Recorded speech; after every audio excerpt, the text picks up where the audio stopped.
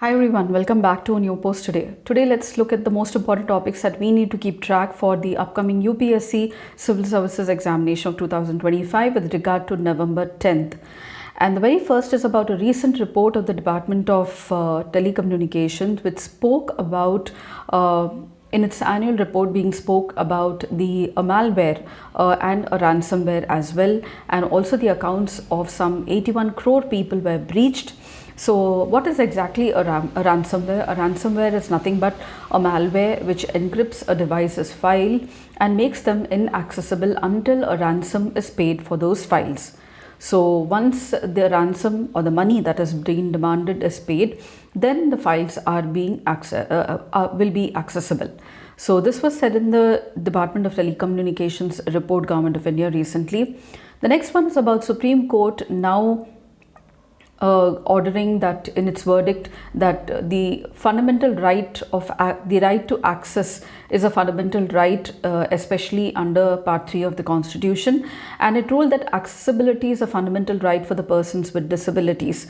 Now this case is regarding Rajiv Raturi versus Union of India case, where the Supreme Court ruled that the right to access services, opportunities and environment is a fundamental right for the persons with disabilities. This ruling came after a writ petition that was filed by one person in 2005 named Rajiv Raturi, a blind disability rights advocate who sought judicial intervention to ensure equal access to public spaces for all persons with disabilities.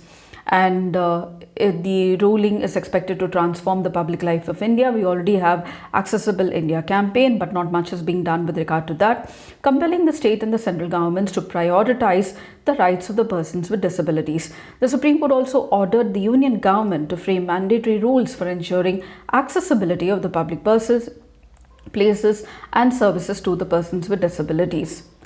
And the next most important issue is about International Diabetes Federation now working on type 2 diabetes, which is the most common type of diabetes that is found affecting 95% of the people, and it's often preventable, and early diagnosis can prevent the worst effects as well.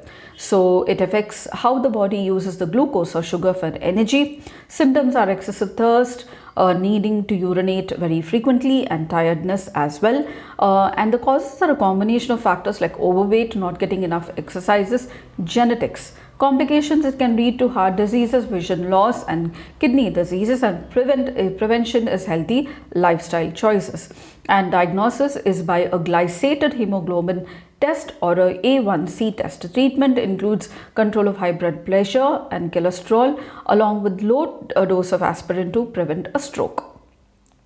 And the next is about Karma Yogi Saptah that was celebrated. Mission Karma Yogi was launched in September 2020 to envision a future-ready civil service that is rooted in the Indian ethos. And with a global perspective, the National Learning Week or the Karma Yogi Saptah will provide a fresh impetus towards the individual and organization capacity, aiming for capacity building for civil servants, creating a one government message, aligning everybody with the national goals, and also promoting lifelong learning for the civil servants. Karma Yogi is an online platform that has been developed by the Government of India as a part of its Digital India stack for capacity building of all the government employees.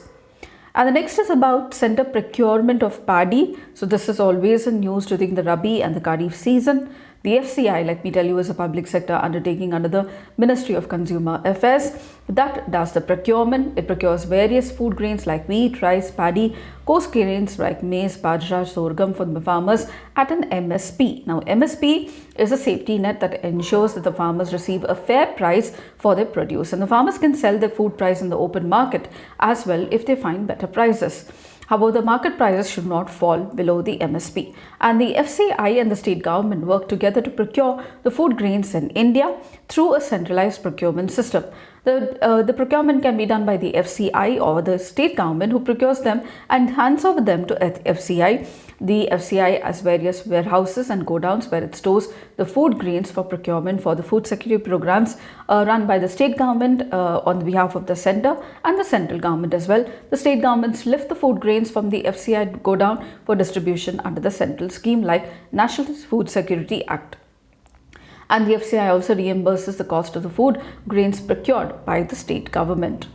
And a report was recently in news with regard to the Gaza Strip. It is called as Integrated Food Security Phase Classification Report by the United Nations, and it designated Gaza as IPC 5 stage with regard to starvation, famine, destitution and death, and raised alarm with regard to acute malnutrition now being faced by the people, which is evident in Gaza.